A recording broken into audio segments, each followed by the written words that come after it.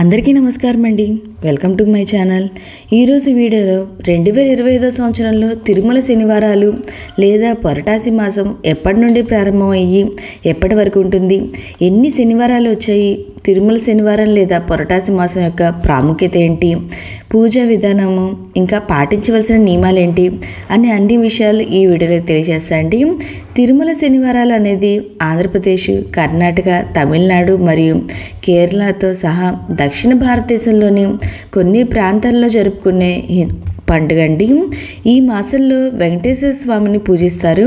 ఇది సాధారణంగా సెప్టెంబర్ మరియు అక్టోబర్ నెలలో వచ్చే తమిళ నెల పురటాసిలో జరుపుకుంటామండి. ఈ మాసంలో వెంకటేశ్వరుడు భూమిపై ఆవిర్భవించాడని ప్రతీతి కాబట్టి ఈ మాసానికి చాలా ప్రాముఖ్యత అయితే ఉందండి. కలియుగం చివరిలో విశ్వాన్ని కాపాడినందుకు విష్ణుమూర్తికి కృతజ్ఞతలు తెలిపేందుకు ఇది అనువైన మాసంగా విష్ణు భక్తులు అయితే భావిస్తారండి. ఈ నెలలో వచ్చే అన్ని శనివారాలను పవిత్రమైన రోజులుగా భావించి భక్తులు పెద్ద సంఖ్యలో విష్ణు దేవాలకైతే తరలి వెళ్తారు. ప్రత్యేక ప్రార్థనలు అయితే చేస్తారు. ముఖ్యంగా బేసి శనివారాలు అంటే మొదటి శనివారము, మూడో శనివారము, ఐదో శనివారాలకు ఎక్కువ ప్రాముఖ్యత అయితే ఉంటుందండి. ఈ నెలలో చాలామంది ఏంటంటే శాకాహారం మాత్రమే తీసుకుంటారు. ఇంకా ఈ నెలలో తిరుమల వార్షిక నవరాత్రులు, బ్రహ్మోత్సవాలు కూడా జరుగుతాయండి. చాలామందికి మన తెలుగు వాళ్ళు అయితే పురటాసి మాసం అంటే తెలియదండి, తిరుమల శనివారాలు అంటారు. మన తమిళనాడు సైడ్ అయితే వీటిని బాగా భక్తితో అయితే ఆ స్వామివారికి అయితే పూజిస్తారండి ఈ పురటాసి మాసంలో. అయితే ఇంతటి విశేషమైనటువంటి ఈ పురటాసి మాసం ఈ 2025 సంవత్సరంలో ఎప్పటి నుండి ప్రారంభమయ్యి ఎప్పటి వరకు ఉందో ఇప్పుడైతే తెలుసుకుందాము. 2025 సంవత్సరం సెప్టెంబర్ 17వ తేదీ అనగా బుధవారం రోజున ప్రారంభమయ్యి 2025 సంవత్సరం అక్టోబర్ 17వ తేదీ అనగా శుక్రవారంతో ఈ పురటాసి మాసం అనేది ముగుస్తుందండి.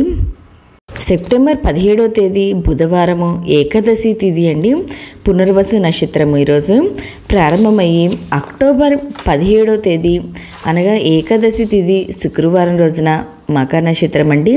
ఈ రోజుతో మనకి పురటాసి మాసం అనేది ముగుస్తుంది.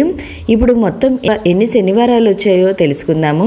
ఈ పురటాసి మాసంలో మొదటి తిరుమల శనివారం వచ్చి సెప్టెంబర్ 20వ తేదీ, రెండో తిరుమల శనివారం వచ్చి సెప్టెంబర్ 27వ తేదీ, మూడో తిరుమల శనివారం వచ్చి అక్టోబర్ 4వ తేదీ, నాలుగో తిరుమల శనివారం వచ్చి అక్టోబర్ 11వ తేదీ, ఐదో శనివారం వచ్చి మనకి 18వ తేదీ అయితే వచ్చిందండి.